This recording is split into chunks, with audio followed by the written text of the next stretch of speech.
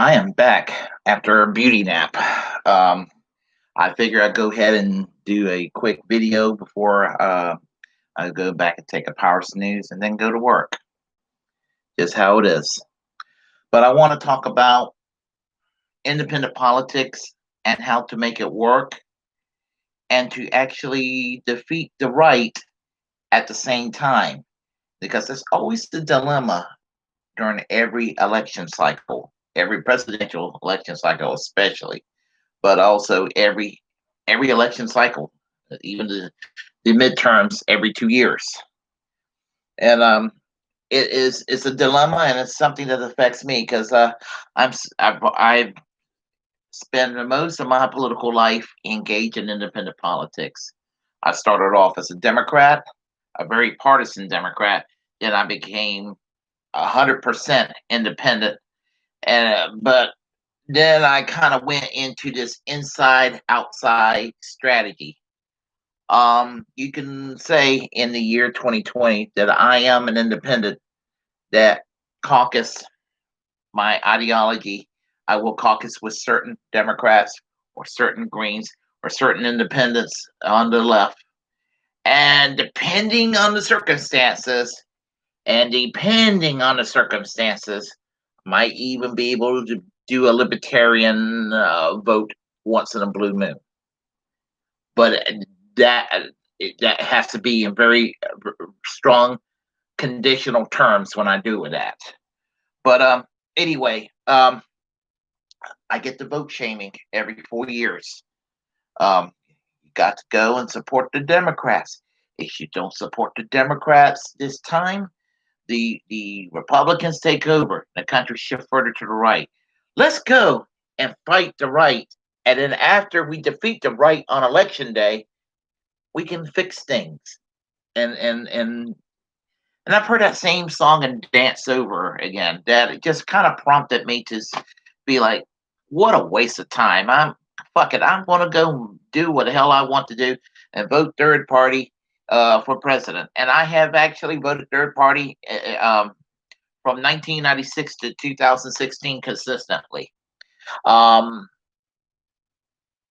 I started voting in '88 and voted in '88, 92, 96, 2000, 2004, 2008, 2012, 2016.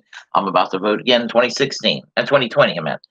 But I have voted for Michael Dukakis in 1988. I have voted for Bill Clinton in 1992, Ralph Nader in 1996, David McReynolds in 2000, Walter Brown in 2004, Ralph Nader again in 2008, Gary Johnson in 2012, Jill Stein in 2016. I want to vote for Howie Hawkins, but I just can't this time. I just can't. And as I said it before, I'm a person that despises Joe Biden, and I'm going to go and do this. But what prompted me to decide to say, fuck it, I'm going to vote for Joe Biden is that a friend of mine up in New York told me that he'll vote for Howie Hawkins in New York while I vote for Joe Biden down here in North Carolina. Um, both this individual and myself, our ideology is obviously way closer to Howie Hawkins, and this person and myself are by no means, by any stretch of the imagination, anything even close to resembling of being any kind of supporter or fan of Joe Biden. But we realize that Donald Trump's got to go. But there's a dilemma for people on the left who are always being faced with this choice by Democrats who imitate Republicans in a lot of ways, and that's not hyperbole. There is a history to that because you know we're faced with that dilemma, and we could go and vote for the really crappy Democrat just to stop the Republicans and cringe afterwards because once that Democrat's elected, they sit there and they pretty much kind of almost do the same thing as Republicans. I'll give you an example. Down here in North Carolina, a southern state, the Republicans are horrible across the board. Uh, I mean, obviously they're worse than the Democrats, even in North Carolina. But here's the thing: you vote for Republican, you get you get really, really smelly dog shit. You vote for a Democrat, you're getting dog shit that may be less smelly, but you're still getting it anyway. And what I mean is that while the Democrats are going to be marginally better on a few safe social issues, um, one area where they're pretty much united is that there's no commitment to overturn right to work laws in North Carolina. I think that would make that would actually improve the lives of working people all across the state if we were to have to overturn right to work laws or enact a statewide version of the Employee Free Choice Act. Either way, where unions are protected and can actually grow. And when you have more unions around, unions make life better for people as a general rule. So, I mean, there are all kinds of reasons I despise the notion of voting for Republican. But if I have to boil it down to one issue, considering that I live here in the South, is that the one thing that seems to motivate most Republicans, on top of everything else, is their really unhinged hatred for unions. Now, unions ain't socialism, but they think so. That's exactly what they think. They think it's subversive. They think it's socialism in action. That sort of thing. I'm kind of going off the deep end here, but thing about it, flapping my hands. Thing about it is that you know I desire above all else a Labor Party, a Social Democratic Party, something of that type.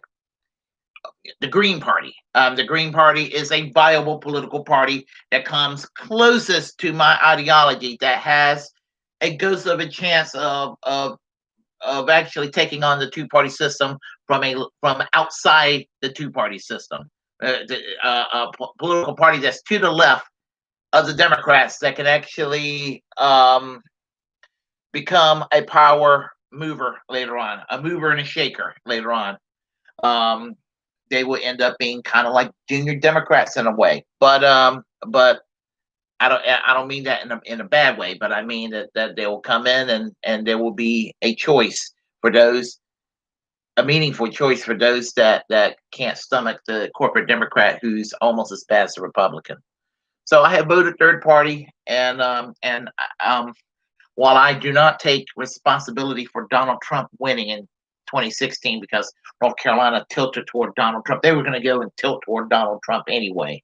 Um, I mean, but the whole, this whole notion of blaming the Green Party or blaming Bernie Sanders for challenging Hillary Clinton was bullshit. Unfortunately, Bernie Sanders has that in his mindset that he might have played a role in Donald Trump getting elected, and that's not the case. But I am, as I said, I'm meandering again. But the point is that so I find it understandable when I run across Democrats, whether they're corporate Democrats or progressive Democrats, when they're in that dilemma about about um, about the danger of the Republicans winning. The danger, there is a danger. I don't want Republicans winning. I mean, I don't want Republican winning elections. Pretty much as a general rule, because even in the Western version or the Western view, what it means to be on the center right, the Republican Party's off their freaking rails. I mean, they're just extremists in ways that conservative parties in, let's say, Germany or even in the UK or in France or other countries or in Canada, in some weird way on some issues like healthcare, maybe they're going to be to the left of Nancy Pelosi and to the left of Chuck Schumer and to the left of Joe Biden here in the United States. And so, anyway, so my thing is, I want to vote for a third party, but I don't want Republicans to win. So how can you how can you, do both, defeat the Republicans and still do that third party vote? And the best way to avoid the dangers of the GOP winning is through what is called vote swapping. And that way, you don't have to hear any lecture from corporate Democrats. Of course, I don't care what corporate Democrats think of me; they can fuck off.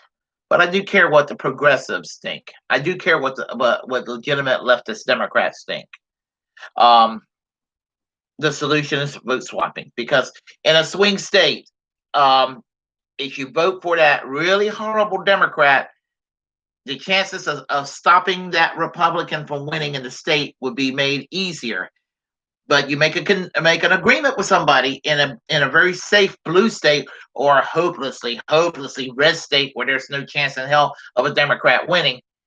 They can vote green, and in that way, the Green Party is, they can elevate their, with their vote totals nationally, they can elevate their status in the national political conversation. At the same time, hopefully, the Republicans are defeated in that election. Um, so you can defeat the radical right and still build a third party movement. But you just got to convince yourself that you know that somebody's doing the right thing and the ultimate right thing, which is the left thing in a blue state somewhere, and your friends voting green, so you can go and vote for that awful Democrat. So you're done voting for that Democrat. You can go home and take a bath and just deep clean yourself. So, but here's the thing. I'm principled, and while at the one hand, I don't want to see the right wing advance. I kind of like to see the Republican Party, fracture apart. So, I would also encourage conservatives to do the same thing because if the Republican Party can fracture apart down the road, a United States with a weakened conservative movement would be so much more for the better. Um, so basically, I look abroad at places like I will look at Canada, I'll look at the UK. I'm going to look at those two countries. Those two countries Americans are going to be the most familiar with outside of our country. For those who are political junkies, we have a rough idea how things are in the UK and how things are maybe in Canada. I think that most Americans are probably more familiar with British politics than they are Canadian politics. Really weird, but that's how it is. I mean, if I lived in the UK, it wouldn't be a problem. I would be in the British Labour Party. Obviously, I would be in the British Labour Party. I would be in the socialist wing of the British Labour Party, trying to fight off the Blairites back in the 1990s and 2000s, and today fighting off the neo Blairites. Starmer believes his name. I cannot think of his the one that replaced Jeremy Corbyn. In Canada, I would be a member of the New Democratic Party, which is their Labour Party, their Social Democratic Party, their Socialist Party, and it's a third party in Canada. But with the Liberals being what the Democrats are here, the Canadian Liberal Party is what the Democrats are here. The Conservative Party in Canada is what the Republicans are here.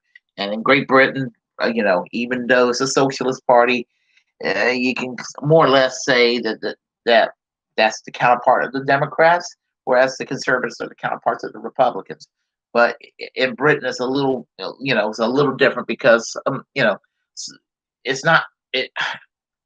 The, for the Labour Party, it's actually for socialism, at least in their statements. And Clause 4 explicitly states that the British Labour Party is a democratic socialist party. To get the Democrats to admit that they're socialists, it would kill them because they're not socialists, contrary to what the Republicans and the far right claim. Um, Now, Britain, you could say, have a two and a half party system. You have the British Labour Party, you have the Conservative Party, but you also have the Liberal Democrat Party. And the Liberal Democrat Party is probably one of the most useless political parties around because they don't know whether they're Tory light or they're Labour light. The Liberal Party was supplanted by the Labour Party in 1945.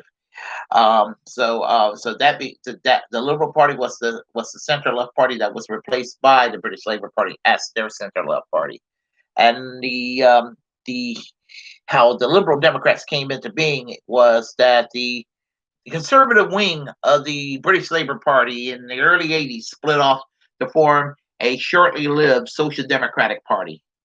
And because of that split within the Labour Party also harmed the Labour Party in the 1983 election with Margaret Thatcher. And I think that they felt guilty about it, but they thought that the Labour Party was too far left, so they worked with the Liberal Party to become the Alliance. And then in 1988, 89, the Social Democratic Party and the Liberal Party merged to become the Lib Dems. And the Lib Dems basically they don't know whether they're moderate conservatives or moderate laborites. Either way, they just don't know what the hell they are. I know that whatever they are, I would never vote for the Liberal Democrats in the UK. Now, Canada has a two and a half party system in a lot of ways too, because it's the Liberals and the Conservatives in Canada. The New Democratic Party is the Socialists, basically.